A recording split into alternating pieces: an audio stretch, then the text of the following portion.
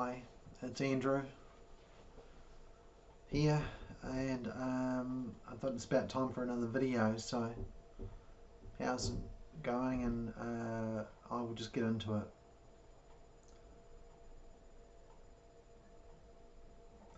How to consistently add value to the lives of others.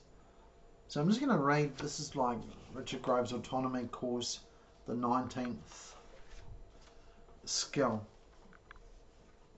Throughout life, we are often gifted with the opportunity to give without asking for something back, sharing knowledge, skills, and our time with those around us without keeping score. Adding value consists of your intention, enriching your relationships by giving focus in conversations, effort in timely responses, and thoughtful knowledge to help others grow. Giving focus in your conversations helps others to feel valued, cared about, and taken seriously. Responding clearly and in good time shows the other that you desire the best for them and that they are a priority in your life. Not just an afterthought, not half-assed. Remember, the gift of full attention is rare in this day and age. Using your knowledge and perspective to give the other person tangible advice, necessary caution, or recommended action shows them that they are worthy of your energy and thoughtfulness.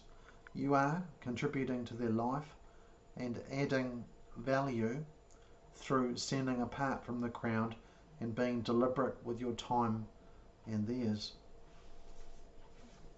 So I just thought that was a really great skill, number 19 in Richard Grove's autonomy course, done.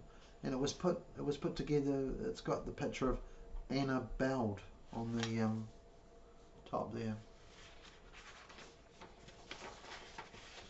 And just some of my own thoughts, particularly to do with helping yourself. Does what is being done mean anything? What messages do we receive? To climb a learning curve of individual self-development and improvement of brain development and spiritual growth. Maybe the most important one, that one. What would be a better mental health? No. What would a better mental health service look like? What could be different? To follow, so if people could follow their natural grace, like what God has given them, just what they are. They're just a variety of who they are, genes, just what they are, right? That's what you've got to work with. Your natural, what you are, grace on you to develop that truly for what you really are, your unique individual like nobody else, your personality that's beautiful, and it can be free, and it can be happy, and it can have a good life. It can be love, it can be in a good location, and it can have options, it can have a range of potential things become real for it. It can, and your mind itself of that person can grow with what's around it and the information. It's within reach. Things are, these days we've got ways of learning on the internet and bringing things into reach, bringing things into our home from a long way away.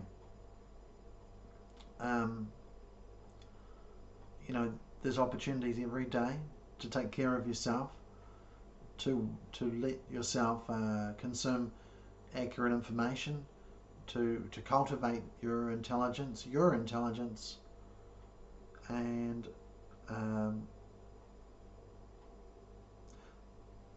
the action, like what can't people, if actually, human beings are pretty amazing if they're provided the right situation. What can't they learn? What can't they learn if they're given enough of the right kind of support long enough from the right sources, the right people? What can't you learn? What support? What can't you, even by being supported? Even more so, you can learn more if you're supported.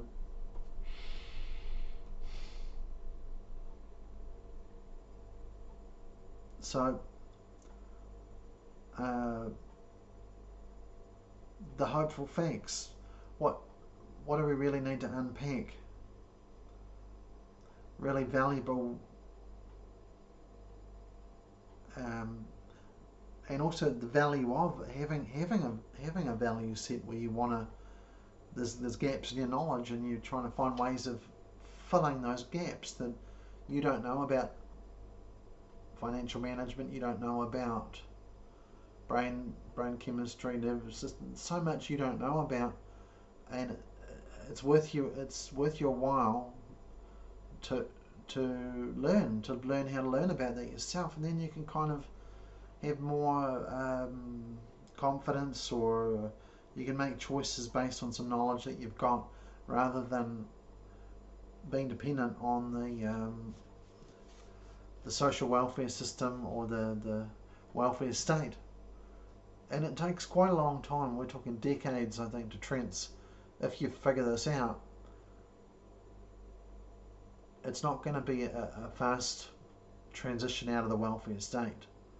All this stuff can take quite a long time, but it's a long-term strategy to try and work your way into life that way. It needs personal ownership and responsibility. For mental health patients in a welfare state, the main thing they're lacking is personal ownership. They don't feel that they own their own body, their own brain, their own life. They're not taking the ability they've got to respond to life. They're not really making good use of that, because you're getting other people to help delegate in your life all the time to experts, and it's your own name. Whoever you are, your name is such and such.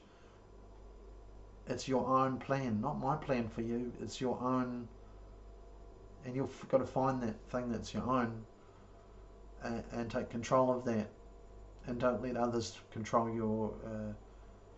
Don't, because what happens is in the mental health system, people become rather like puppets, and they're not really in charge of their own life too much. And I think that's not too good, because you need, like, efforts are required, applied wisdom. The fact is, in our health, like exercise, it's just not good enough to do a little bit here and there. If we're going to get some benefit from exercise is not everything, but we're going to have to do a few hours a day of exercise on most days of the week to get real sustained benefit. And the same for eating healthy food. It makes a difference in the short term and the long term, eating healthy food. Studying, lectures, books, listening to good information. It's, for hours and hours a day. This is the only thing that really starts to have some traction on shaping your future, right? Looking after yourself. It's a chance where you can give it a go and stand on your own 2 feet. You can work for the cure of the mental illness that you seem to have been diagnosed with by doctors who, by the way, psychiatrists never promise a cure. They never talk to you about a cure. They can't promise you a cure. But through the basics, I think, do it yourself. I think we can. There are ways that we can work long term to change our mental status with long term effects. We need to use time and these basic principles to work a change in our nervous system that effectively is a cure. Through really tuning in harmoniously to our own, what's natural for us. It's not natural for someone else. It's so unique that it's only you can find what your own, what it means to cultivate you and nurture you naturally. Your own hobbies, your own interests, to make the environment the way that you think is most suitable for you.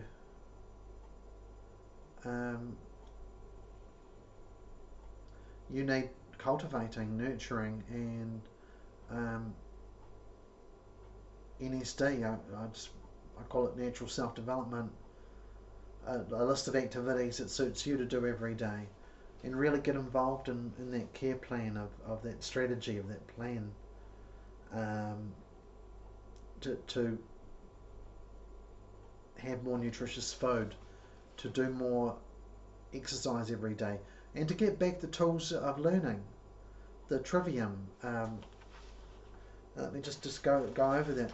There's this knowledge about the human mind, how to learn things, and it does relate to all kinds of ideas on what learning, how it works. But so you've got this methodology or concept of which works with your own instincts, and as this is instinctual. This happens even if you never knew about this learning method. It's an operation. There's something that's happened all your life. This has been working. This is how you've learned all your life instinctually. But to make it explicit, you've got your ears and eyes, and they act as an input. You've had inputs together from reality, things on topics, and you learn about who was the person's name, what the identity of things are. Like, you must have learned as a little kid what a cup of tea was. It just happens naturally. It's the input. Mum said it's a cup of tea. The time, you think about 9 o'clock in the morning, when things happen, locations, where you are, where school is, where the shops are. It all happened instinctually when you're a little kid, maybe you're 4 or 5, walking down to your local shops, where the village and town you lived, where the local shops were. Instinctually, you went out and you learned this just instinctually without really knowing. But what was actually happening was you were going out there with your brain and your nervous system, walking down there, and you'd take it in, and people would say, that's that place, that's the vet, that's the medical centre, that's the grocery store, there's the dry cleaners, there's the post office, there's the bank, there's the butcher. And you would put names on these objects. This would be your input, and then you'd have your processing, where you might say, Mum, why does you must have been asking your mother, why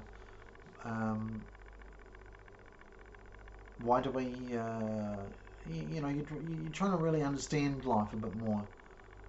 Why do I have to go to school, Mum? And then it'd be like, well, the government says you've got to go. It's compulsory until you're 15 or 16, and that's not much of an explanation of why you really got to go and why you really do education. But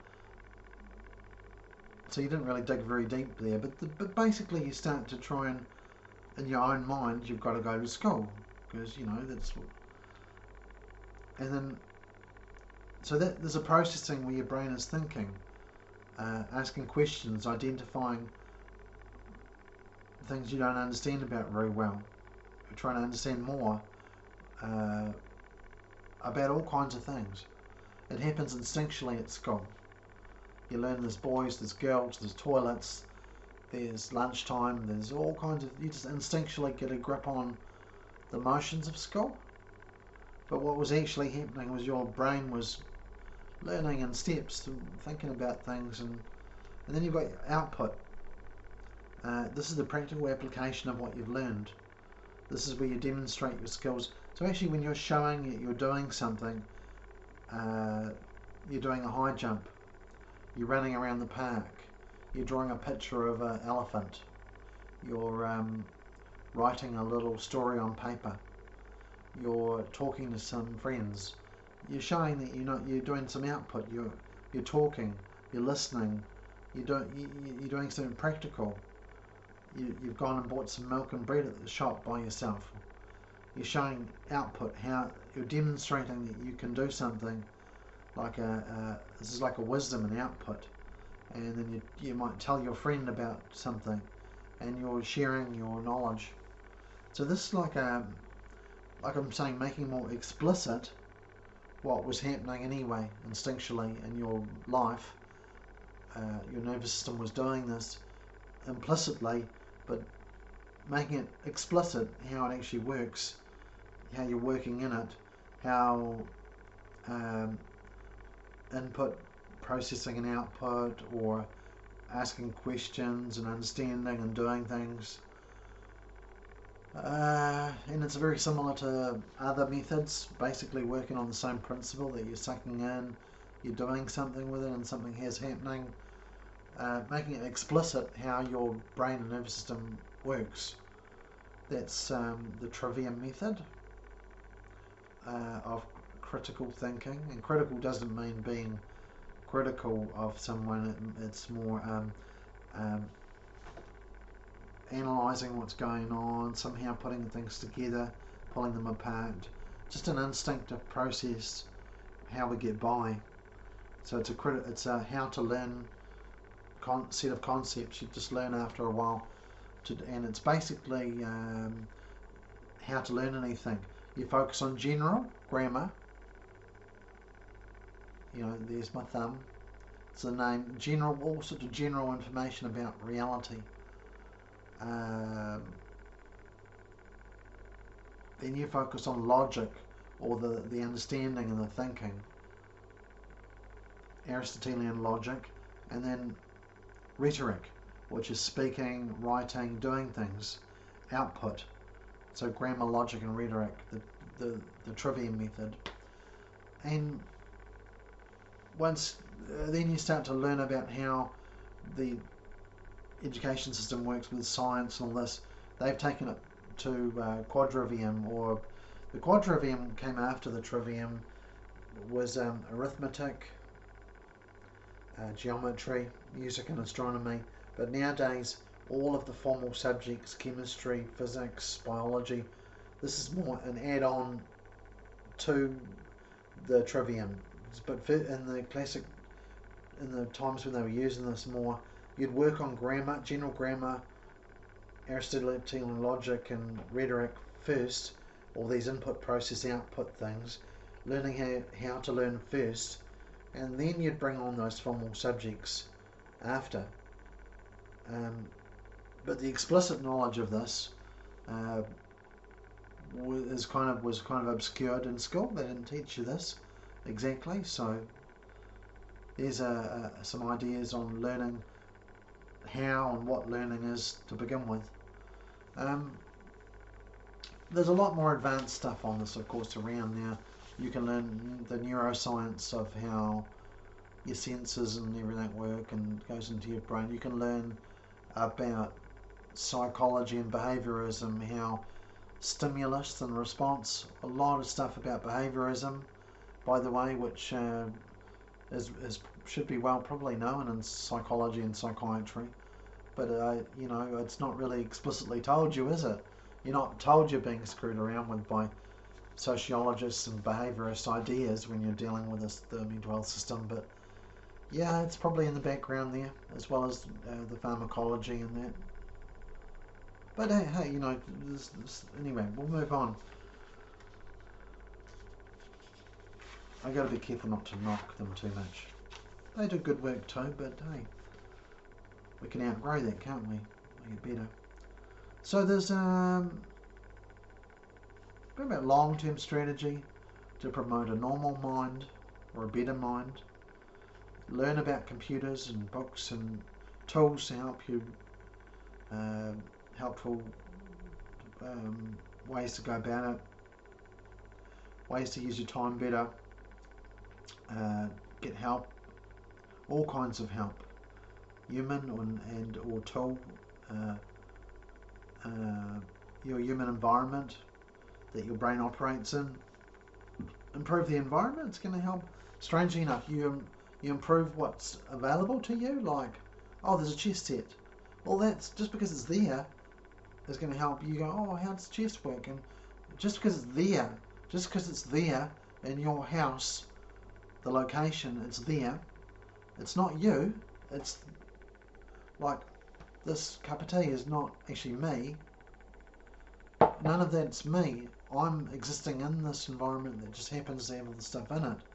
That makes a difference, what's in your environment, because we're kind of connected to this simulation. You know, like it's a banana, you know, some walnuts. I mean, it's all helpful. It's in my environment, and I take in that food. It becomes part of me.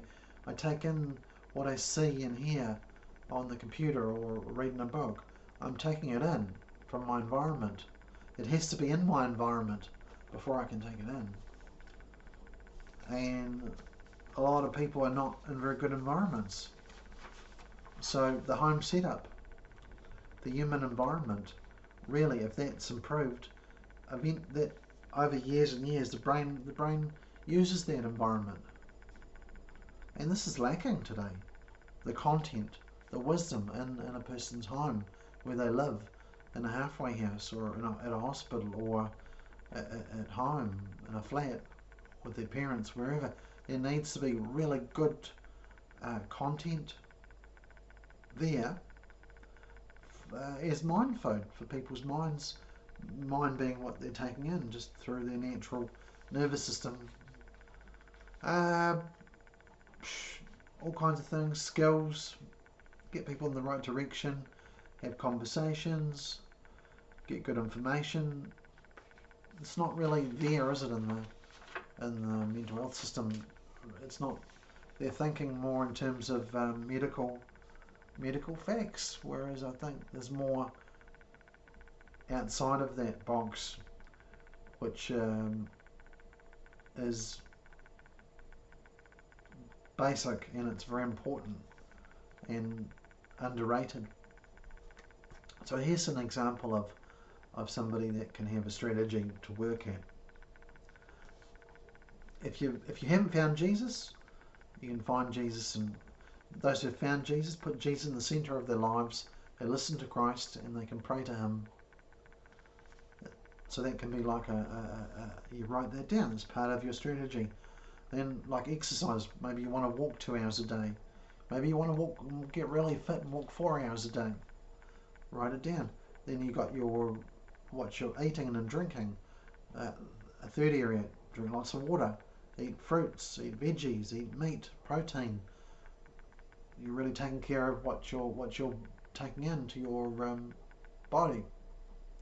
4, the kind of things you're going to learn: your studies, knowledge, and skills. You're going to use a computer. Which books are you going to read? How are you going to use your computer? Where are you going to study from? How long are you going to study? Again, half an hour may not be enough. Yeah, it's not much, is it? You may have to stretch it out to 2 hours study a day or 3 hours. Just like the walking. It seems a little bit extreme to walk for 4 hours, but it actually can be done. It takes a few weeks of a few months of building your fitness, but then it can become a daily thing, 4 hours, once your body's conditioned to it. And the same with education and learning and study. You can get used to paying attention for a long time, to watching a few hours of lectures regularly. Your concentration, attention span can be exercised and stretched a little bit. Maybe more than a little bit. Yeah. Another area, and these are very difficult areas for some people. Household management, keeping things clean and tidy. Financial management, keeping the bills paid. There's just study to be done there. Financial literacy. Um, mental health patients were terrible at some of these areas. Some people are good though. Not all of you mental folks out there. Sorry. You're not all terrible. Some people are brilliant at paying their bills and managing their house. Women are quite good at cleaning homes. So it's not quite true. But a lot of men are a bit lazy, a little bit.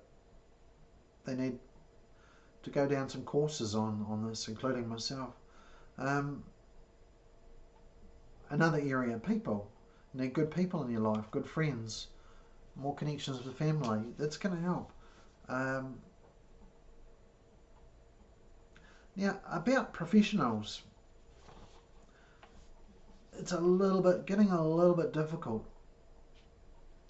If you're a client, if you receive mental health services, this kind of information is a little bit threatening, I think, to the current status quo of psychiatry and psychology to do with people with diagnoses. This information's a little bit loaded because it does challenge the way it is a little bit. Be careful with them. Question them. Don't get too aggressive with them. But write letters to them. I mean, a lot of them are good people. It's just I don't think the status quo is something that's in the best interest of everyone. Yeah, the people, it's not the people themselves, it's probably the way they've been taught that is wrong. But hey, maybe the time has come to look at these, unpack some of these real possibilities, and bear in mind the status quo is not easy to change because of how big business has. You have to have a goal their goals are different than your goals. The mental health system and everything that's been developed at medical school and pharmacology, they've had a different goal with all of this. And your goal is it's got higher values to it. It's a different goal. It's going a different way than their system. Anyway, another area is to do with goals, vision, planning, short term, long term. Get more meaning and purpose and stimulating, exciting. Relight your fire, ignite it, because the fire has gone out. I mean, there's some interesting songs if you're into music. There's one. I think it's the lady's name is Marilyn or something, and the song goes, "Look what they've done to my song, Mum. Look what they've done to my song. Look what they've done to my brain, Mum." And it's interesting because there's movies out there. There's movies and songs that kind of some people have kind of. There's some good truths to know. There's just so much your computer can really help you to bring ideas and come to understand the world better than people of the past.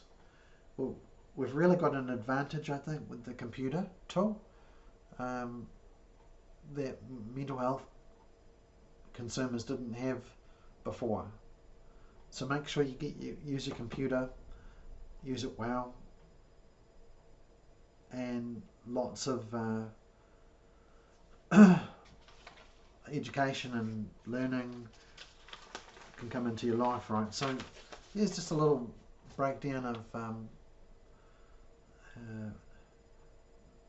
where my thinking is at here.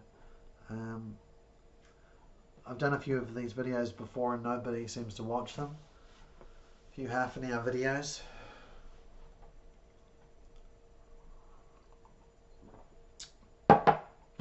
But, maybe one day somebody will make note of a few of them points and see if they can be sort of used. Because I mean, in my own experience, I've been about 9 years off psychiatric drugs. I was on them for a long time. I think I first got on them when I was in my early 20s. I'm 47 now, so I came off them when I was about 39, 38, 39. I must have come off them. 47 now, so about 9 years ago.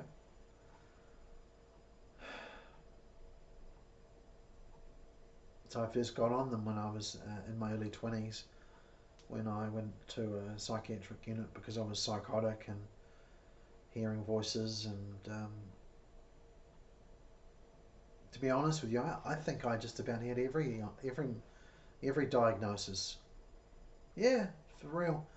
I think I was that crazy because when I've heard about the different symptoms to do with the different diagnoses, and a little bit here and there of everything. I mean, a little bit bipolar, a little bit depression, a little bit schizophrenia. I mean, a little bit anxious. I mean, it's like when things really go wrong, everything can kind of go wrong. And I asked Jesus to save me, and he did. And then my life was in a more positive direction.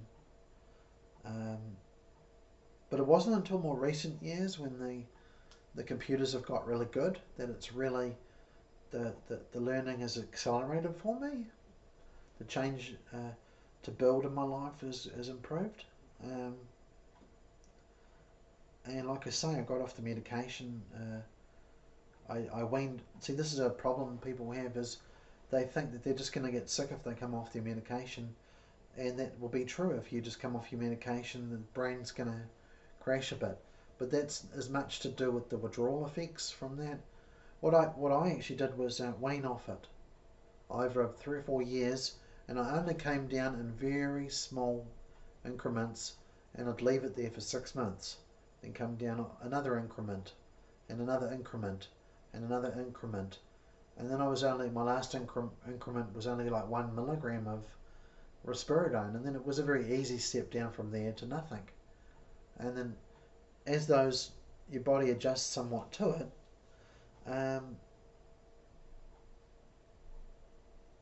and that at least you can wean off it slowly that way.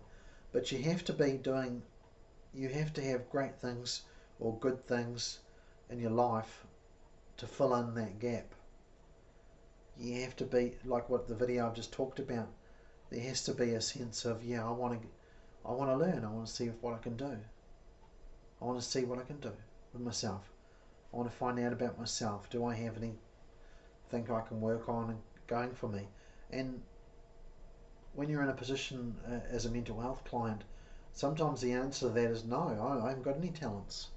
I haven't got any abilities. You're like, please, Lord, give me some abilities.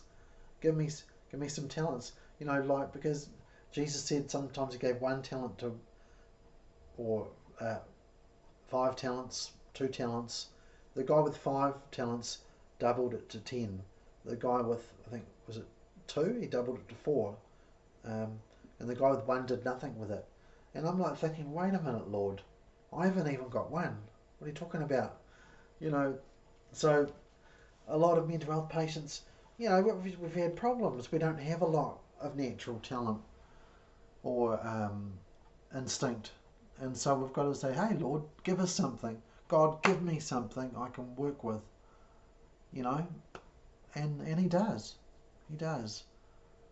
And then you can learn to play chess, or you can learn to read books and learn to follow great subjects on the internet to learn about. Great teachers out there on the YouTube channels. Rockfin, John Taylor Gatto TV, Critical Thinking, Jan Irving, Richard Grove. There's just so many channels. out there that have valuable things that you can learn about, because those guys are good at teaching it.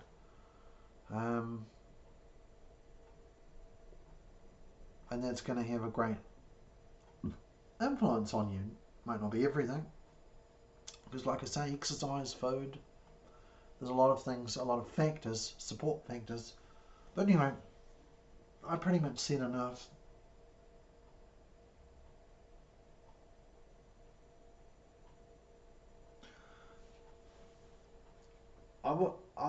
Hey, let me go a little bit deeper. I'm not going to read from paper on this one. I'll just be honest with you. Just got to say some things here regarding spirituality and Christianity, and the truth about how that area of reality pinches on psychiatry and mental illness in a very real way. And there's a very deeply occulted area here. And I'll tell you, I'll unoccult it for you. Occult just means hidden.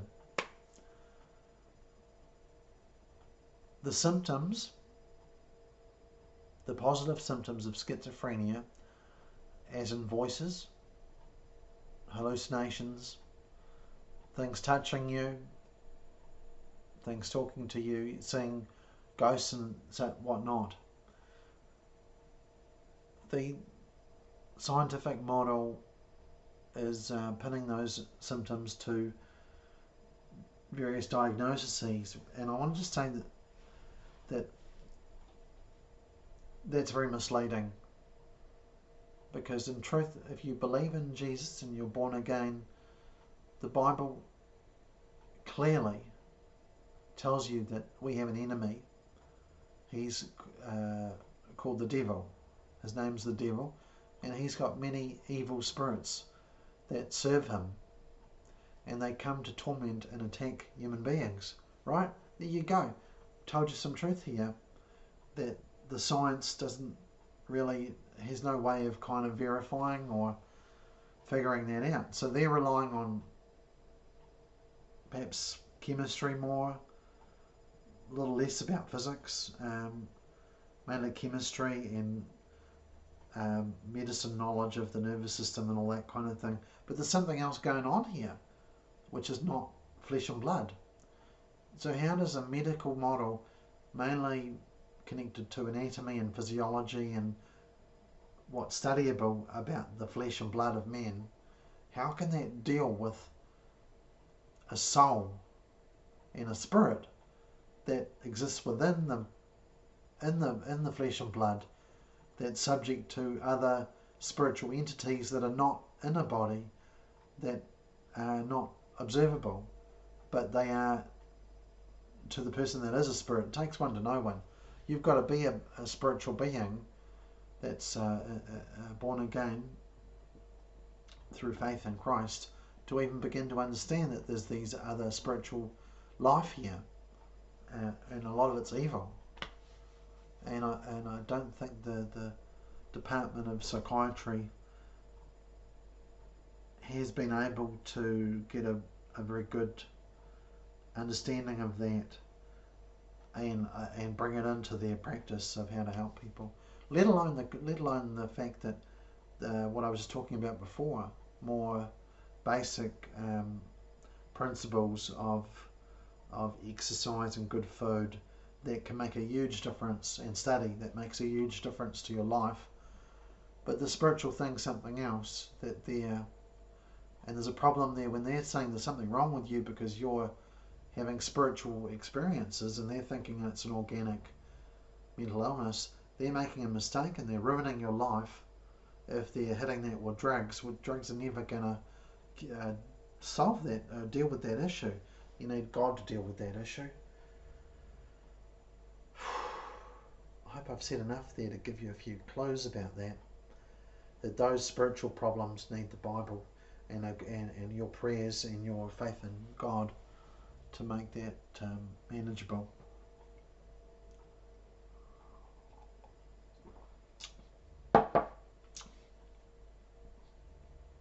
Yeah.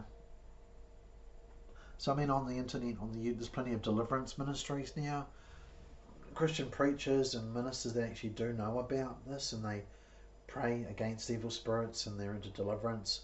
Go to them. You'll need them. You will need them.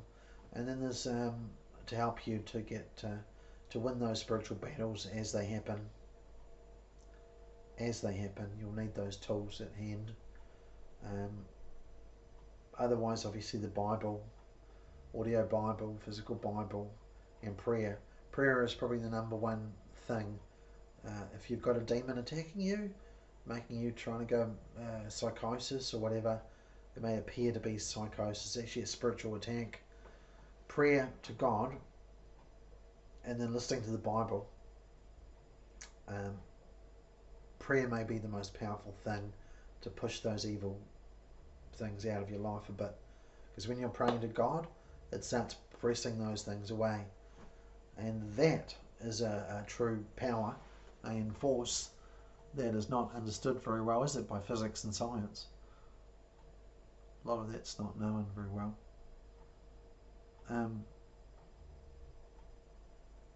Alright, well,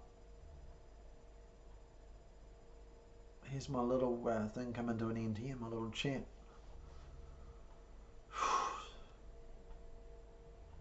All the best. Love each other. Forgive each other. Keep getting wisdom. Find the good in your life. Eat a little bit of honey. It's good. A little bit of education is like honey. It's sweet. It's good for you. You're going to need wisdom if you're a mental health client, you're going to need wisdom put into your mind every day to keep the better habits forming. You're going to need wisdom in your life to take responsibility for this thing. You're going to have to start getting wisdom every day. Listen to King Solomon, listen to great books, the wisest people, and Christ himself, because I think Christ is the wisdom of God. I think in Proverbs chapter 8 you'll hear Christ, his words are there, even though they're Solomon's words. You'll feel a sense. Solomon says, chapter 8, blessed are those who keep my ways. Wisdom was speaking in the third person. It just sounds so much like Jesus. And I think everything settles down. We're all good with Jesus. It really helps out. So have a good one. Bye.